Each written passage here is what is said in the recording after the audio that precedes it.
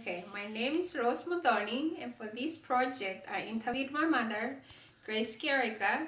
She was born in a small city in central Kenya, and her mom was a midwife, and her dad was a trained engineer.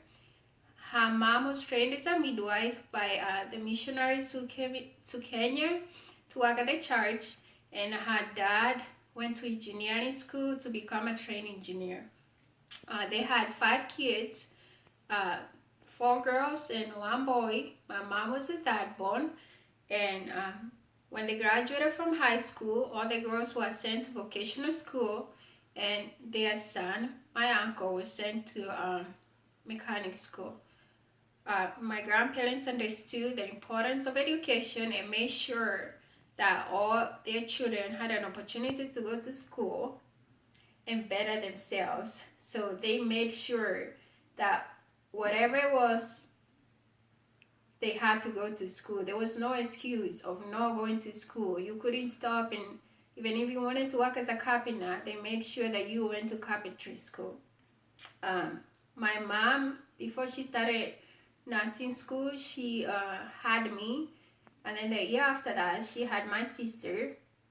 And after she had my sister, she was able to go to nursing school and left my sister and I with my grandparents for 2.5 years.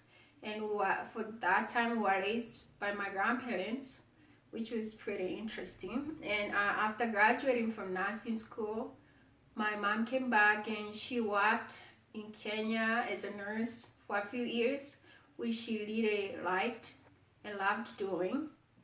And 6 years ago, she moved.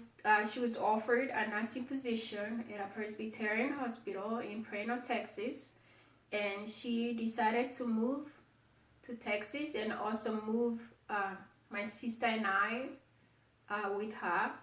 And when she moved to Texas, she liked it. It was cultural shock for her, but it was also a new beginning, and she saw it as a very good opportunity for me and my sister to come here and go to school here, and also for her career as a nurse, since nurses in the United States make more money than anywhere else in the world. And she worked in Texas for 2.5 years. She liked working in Texas, but she also faced a few challenges when working there. The hospital that she worked at, she was one out of the 2 nurses that worked there. She really didn't like that. She felt like she always had to prove that she always had to work harder to prove that she had the right to be there. And after being in Texas for 2 years, she was offered an opportunity to move to San Francisco and work at a hospital in San Francisco, and she decided to take it. And we moved to San Francisco. She moved their whole family to San Francisco, but before she could start working in San Francisco, she had to get certification to work as a nurse in San Francisco, since she wasn't certified to work in California as a nurse. And she enrolled at Wake Coast University. It's in Oakland. And her last month in the nursing school in Oakland, there was a mass shooting, and she was involved in the shooting, and she lost her best friend there. But my mom made it, and she was pretty shook up and confused, and why did it happen to her and her friend.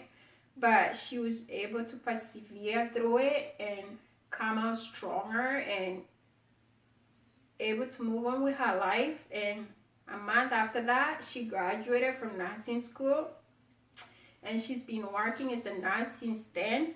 And her immigration experience, she says, is both good and bad.